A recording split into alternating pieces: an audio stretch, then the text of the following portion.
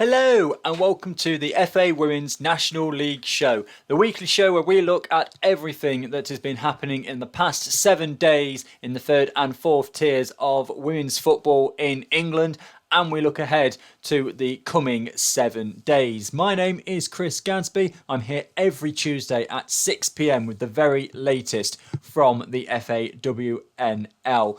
And it's November, which means two things. One, it's now very, very cold. And two, the postponements are well and truly here. A heavily disrupted weekend just gone in the FA Women's National League. Lots of postponements, but some games did survive the weather. And we are going to have a look at those in detail. Plus, we've got a look ahead to the first round of the League Cup and the League Plate. We've got the monthly stats from October to look at how are the teams shaping up a couple of months into the season. And we've got the manager of the month to talk about as well. So without further ado, let's get into it. We'll start as we always do in the Northern Premier Division. Only 2 games called off, but Burnley 3, West Bromwich Albion 4. Great game there. AFC Fylde 5, Brighouse Town 2. Huddersfield Town 1, Derby County 3, and Middlesbrough 2, Hull City 1. Sheffield against Wolves and Stoke City against Forest called off. So we'll start then with Burnley against West Bromwich Albion, a 4-3 victory for West Brom. We'll have a look at some of the stats from that game. 2 goals recorded for Burnley, Evie Priestley and Katie Thomas with those goals. I'm just trying to have a look and see if there's any indication on penalties. Oh, a penalty for Nicola Worthington. There it is as well, the 3rd goal for Burnley. West Bromwich Albion goals for Ashley Brown, Hannah George, Shannon Stamps and Janelle Stracker. A 4-3 victory for West Brom. Fylde against Brighouse Town 5-2. Fylde again with another strong result. They scored in the 2nd minute. Faye McCoy with that one. It was 5-1 at half time here. So all 5 of Fylde's goals coming in the first half. 14th minute and 19th minute, 2 goals for Amy Hughes. And 29th minute and 40th minute, Laura Merrin. So 5 goals for Fylde in the first half there against the Brighouse Town side, who are not doing badly in the table so far this year. Goals for Brighouse coming to Ellie White and Amy Woodruff. Huddersfield Town 1, Derby County 3. 1-0 at half time. Emily Joyce getting the only goal in the first half for the visitors. They then doubled their advantage just 5 minutes after the restart. Jade Formerston with the goal there. Brittany Sanderson, 20 minutes from time, made it 2-1. But Sherry McHugh, with just 2 minutes of normal time remaining, made it 3-1 to Derby County, and they took all 3 points back with them. And then finally for the games played, Middlesbrough 2, Hull City 1. Goals for Middlesbrough from Faye Dale and Armani Maxwell, but Hull City have not yet put the lineup up on the FA Women's National League website, so I haven't got a goal scorer for you from Hull. What that means for the table then is it has closed up with Wolves and Forest not playing. So Wolves still top of the table, 23 points from their 9 games. AFC Fylde and Derby County now just a point behind them. A big victory there for Derby against Huddersfield Town in 4th place. There's now a 5-point gap between those top 3 and the rest of the field. So Huddersfield Town have played a game more as well. They're on 17 points. Nottingham Forest are also on 17. So they're 6 points off the top of the table. Not an insurmountable gap. They will want that to get a little bit shorter in the games to come. Brighouse Town in 6th place on 15 points. So they have just staying steady in the centre of the table. Burnley on 13, as are West Bromwich Albion. After that late victory for West Brom, closed the gap to Burnley. Stoke City on 10 points, but they've only played 9. Middlesbrough on 9 points. Sheffield have only played 8 games now, fewer than anybody else in the division.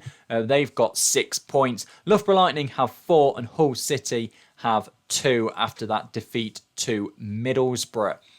That's the Northern Premier Division. In the Southern Premier Division, even fewer games survived the weather. Just 2 that were actually played. Cardiff City 0, Oxford United 3, and Plymouth Argyle 0, Ipswich Town 5. All 5 other games postponed in the Southern Premier Division. They struggled a lot with heavy rain down there, waterlogged pitches everywhere. So Oxford United beating Cardiff away from home by 3-0. All the goals coming in the final half an hour. Daisy McLaughlin in the 60th minute on the hour mark opened the scoring. Beth Lumsden with just over 10 to go doubled their advantage before McLaughlin got her second of the game in the last minute of normal time. And Oxford United ran out 3-0 winners. Ipswich Town, rather unsurprisingly at this stage, also winning convincingly. Goals for Zoe Barrett, Lucy O'Brien, Paige Peake, Maddie Biggs and Natasha Thomas as they beat Plymouth Argyle by 5-0.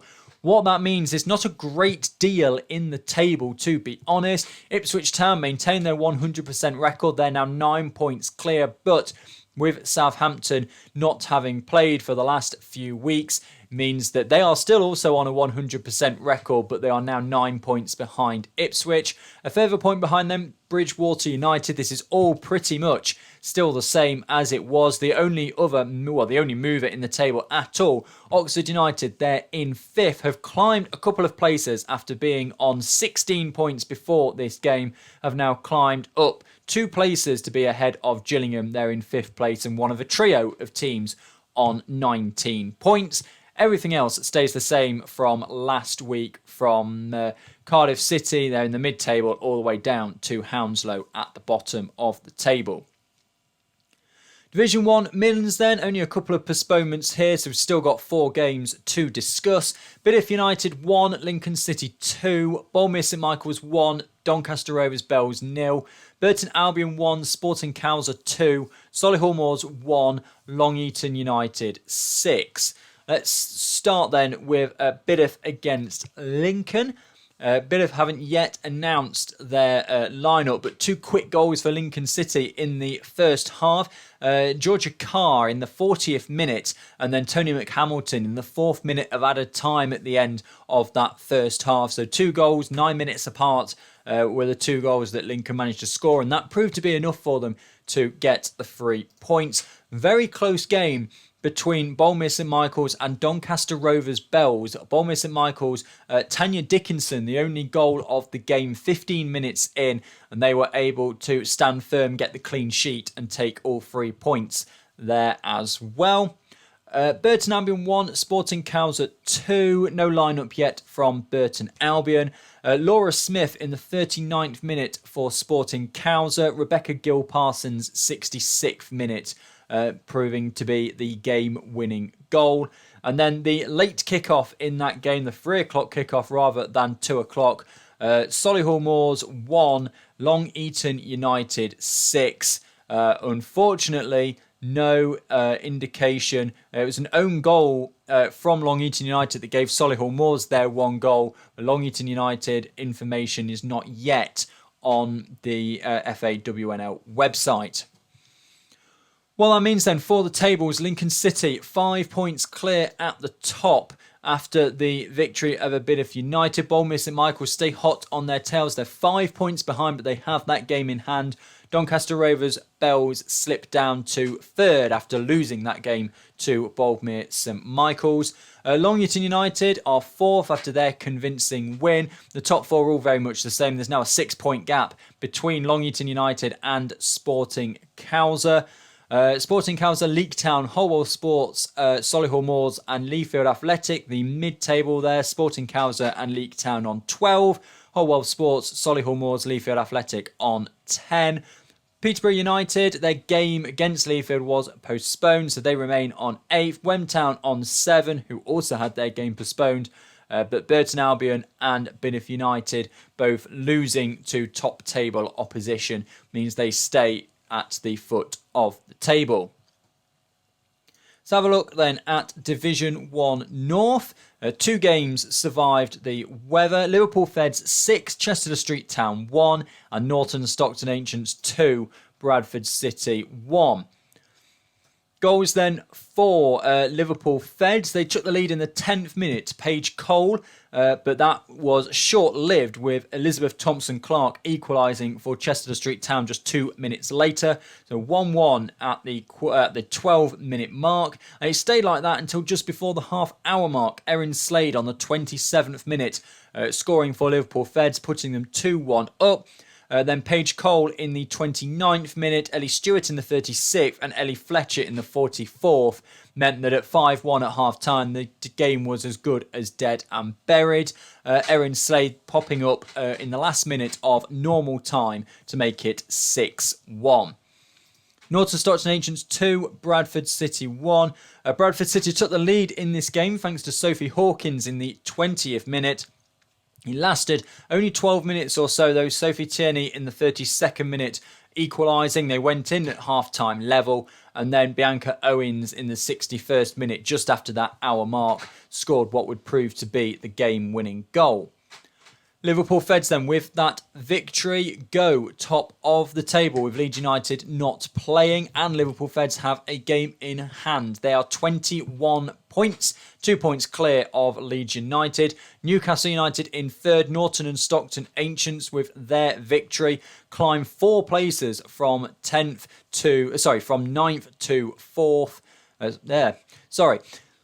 They have climbed 4 places from just above Durham, where they are there in 7th place, up to 4th. So, yeah, they've climbed 3 places. My apologies.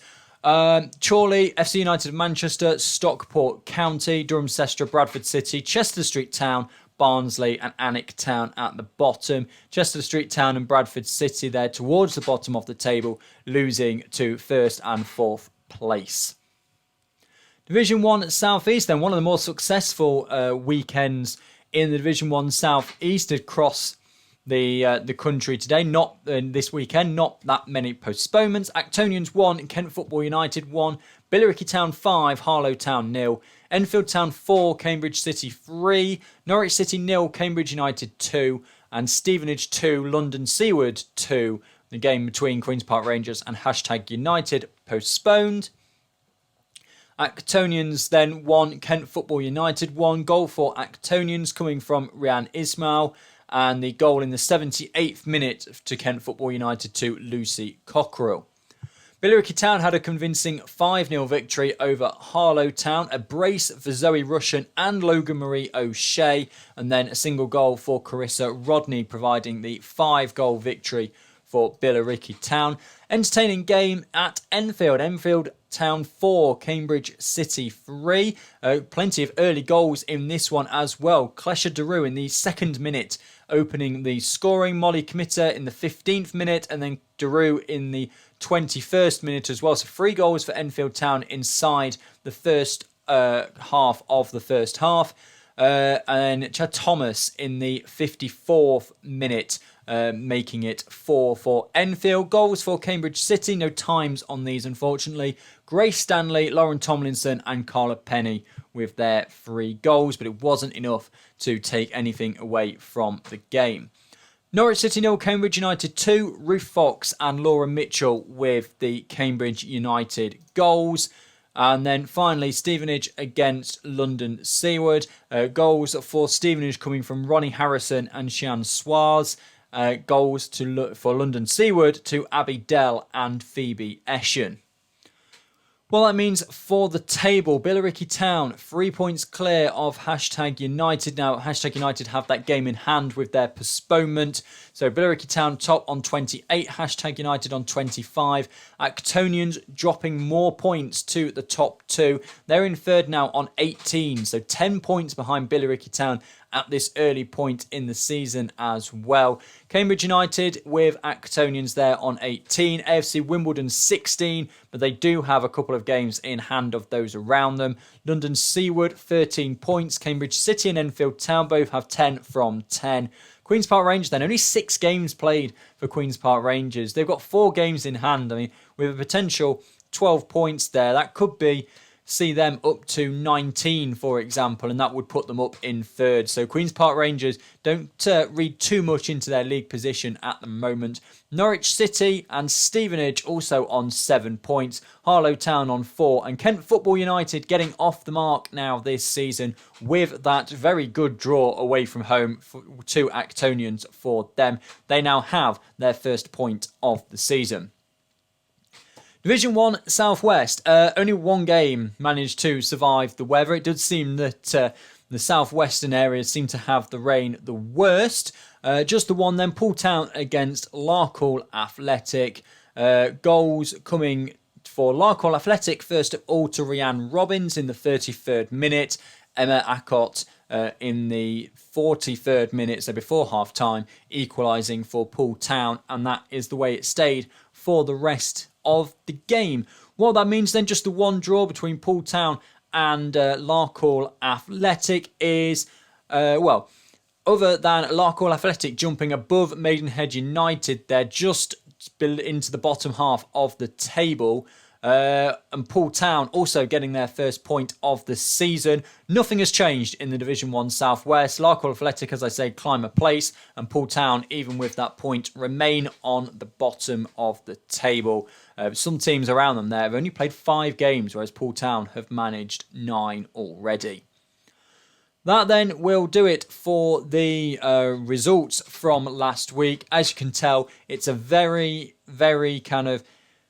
Everything's getting a bit mixed up in terms of the number of games played. We're used to this in the women's football, in the Women's National League. We know over the coming weeks and months we're going to see more of this sort of thing, postponements. Some teams like Cardiff City, Nottingham Forest, those are the two I know off the top of my head, that are on all-weather pitches, should have less disruption to their games, but particularly some of the teams that aren't, they might see a lot of disruption over the coming weeks and months. So there'll be less fixtures for us to talk about, and then it will really kick off again in the springtime when we've got to try and get the rest of the season done and through into the first week of May when the season will be finished. Of course, we've got League Cup and FA Cup in all that as well.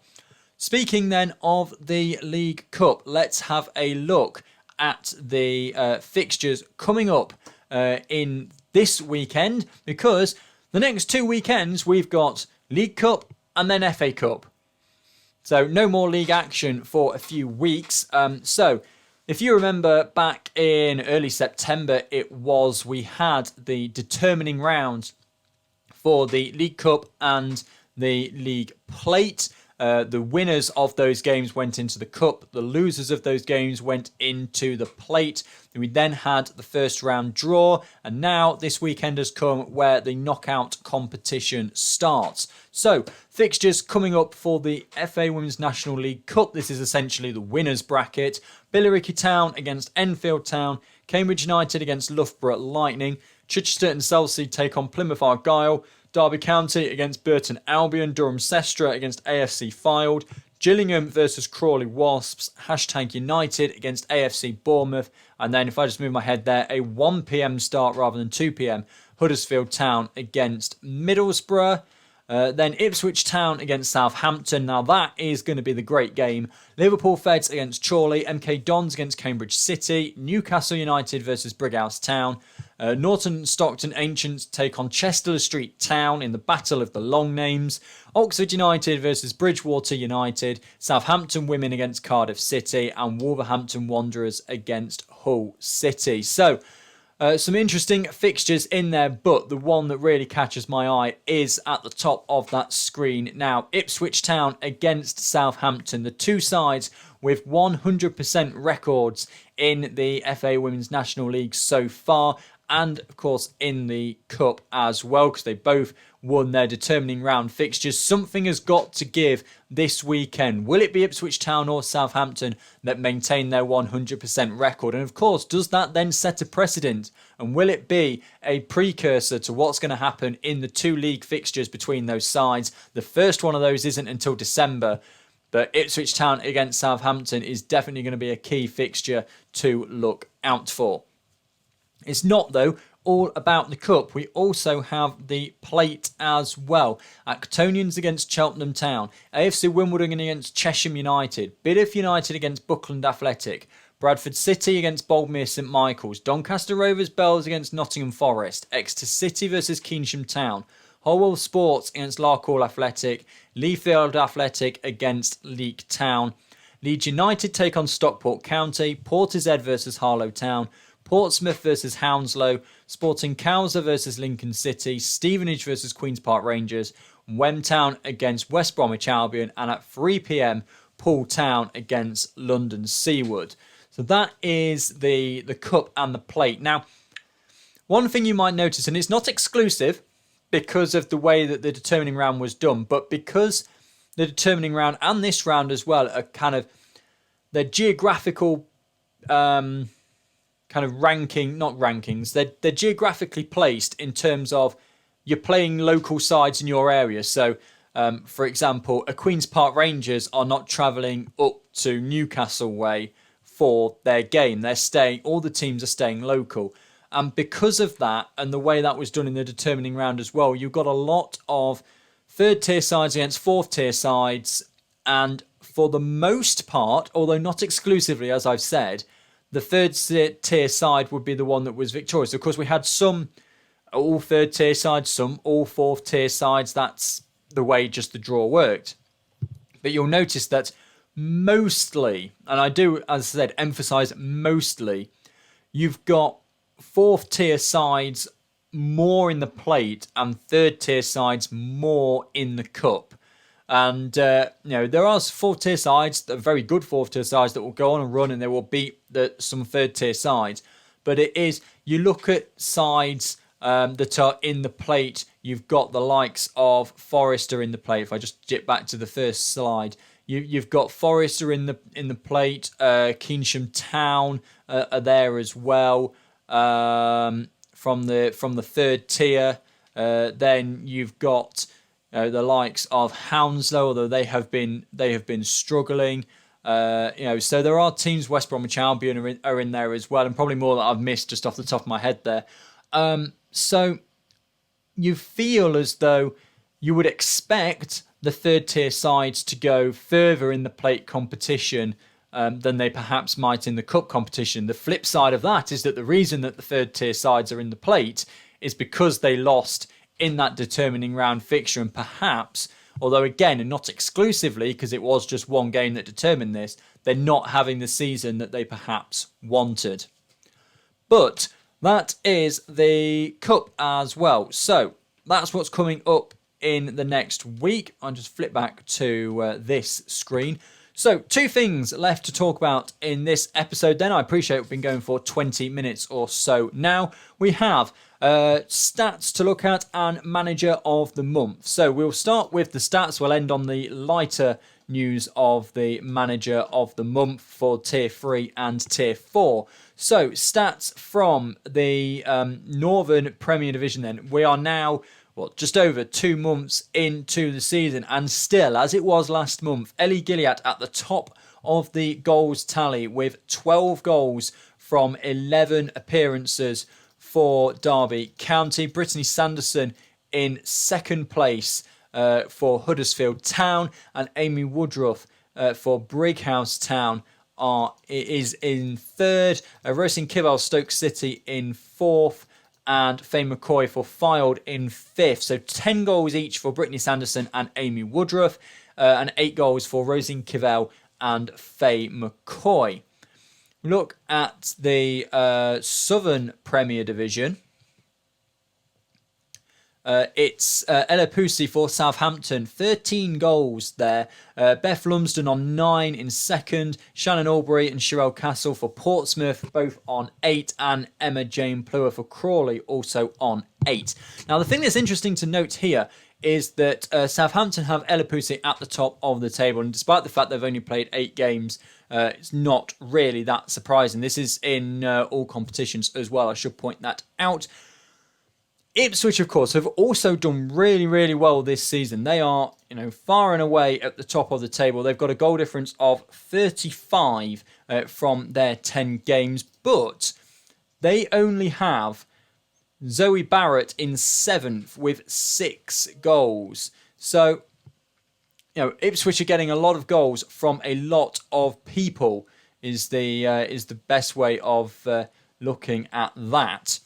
So that is the Southern Premier Division, where Ipswich are clearly spreading the goal scoring about, whereas some other sides are perhaps relying on 1 or 2 players a little bit more. In the Division 1 Midlands, it's Peterborough United's Keir Perkins still at the top, 12 goals. Leah Hardy for Lincoln City on 11. Catherine Pagan for Solihull Moors on 9. And Kirsty Farnsworth for Bideford United and Lois Jeffries for Solihull Moors, both on 8. That's the top 5 for goal scorers there. In the Division 1 North, very similar situation. Bianca Owens, 19 goals in 12 games for Norton and Stockton Ancients. 13 goals for Laura Bartup in 2nd. 12 goals for Kirsty Chambers in 3rd. 10 goals for Katie Barker, Newcastle United in 4th. And Lily Patrick for Norton Stockton Ancients as well, with 8 goals in 12 games. The reason, of course, Bianca Owens, 7 goals in 2 appearances in the Cup, severely helping her goal tally. Division 1 South East then, just a couple of leagues to go. AFC Wimbledon's Ashley Hinks, 15 goals in 11 appearances at the top of the table. Zoe Russian, 11 goals from 12 appearances for Billericay Town. And then in 3rd with 10 goals is Shannon Shaw for Cambridge City. Now, what makes that particularly interesting is that she's only made 2 appearances this season, has 10 goals. If you remember, managed to get 10 goals in that absolute thumping in the Cup. So 1 game, 10 goals for Shannon Shaw. Also on 10 goals, Grace Stanley for Cambridge City in 4th. Kelly Welfall, 9 goals from 10 games for #United. And finally, Division 1 Southwest, before we move on to Manager of the Month. Gemma Fraser for Chesham United, 12 goals from 9 games. Sean Wiley, 10 goals from 9 games, Southampton Women. And then with 8 from 8 is Becky Bath for AFC Bournemouth. Then a couple of players for Portishead, Rosie Hill and Shannon Holloway, both with 7 goals from 12 games. That's the stats at the end of October. We'll have a look at those again in November. At the end. Those were the stats from October. We'll have a look at them again first show of December for the November period. But now let's finally finish off this week's show with looking at the Manager of the Month awards. It's 1 award for the 3rd tier and 1 award for the 4th tier. So with the 3rd tier Manager of the Month award, it goes to Derby County boss Samantha Griffiths, who Derby have, it is safe to say, had a very strong month in the Northern Premier Division, including, of course, that victory in the East Midlands Derby against Forest in front of 4,500 people. We have a look at their record. They have played 5, won 4 and drawn 1. A 2-0 victory away at Forest, 3-0 victory away at Loughborough, 5-0 home victory in the Cup to Barnsley, a 0-0 draw with West Bromwich Albion, and then a 3-1 away victory last weekend against Huddersfield Town. In the 4th tier, the title, the Manager of the Month award has gone to Scott Chickleday of Billericay Town. Another team has had a really strong month. They, of course, are going toe-to-toe with #United in the Division 1 South East. Billericay Town, they've had a month of, again, 5 games and 5 victories for Billericay Town. A 2-1 victory over Norwich, 3-2 against Enfield Town, 3-0 against Cambridge United, a 6-3 victory against Needham Market in the FA Cup, and then a 5-0 victory against Harlow Town in the Division 1 South East last weekend, as I said. So 5 victories out of 5 for Billericay Town gives their manager, Scott Chickleday, the Manager of the Month award for the 4th tier. and then Derby County in the third tier, Sam Griffiths getting that award. So congratulations to both of those managers. We'll see if the Manager of the Month curse happens to them, because Forest did not have the greatest month after Andy Cook became Manager of the Month for September. But that will about do it for this week's episode of the FA Women's National League show. And I'm hoping that we're going to have, particularly when this weather gets bad, some more guests to come on the show. I have a very rare weekend off this weekend, so I'm very much hoping that I will be able to source some interviews for the coming week, so it isn't just me talking for half an hour. Yet again, I appreciate it does get a bit boring, but hopefully with a bit more spare time, I can get some more people on the show. But thank you very much for watching. If you could do me a favour and can share the video out to as many people as possible, that would help me out a great deal. As always, you can get involved in the show in the comments section down below, or contact me on Twitter at Chris_Gadsby. But stay safe and keep supporting your local women's football team. I'll be back next Tuesday, 6 p.m. for the FA Women's National League show, looking back on the first round of the Cup and the Plate. But for now, goodbye.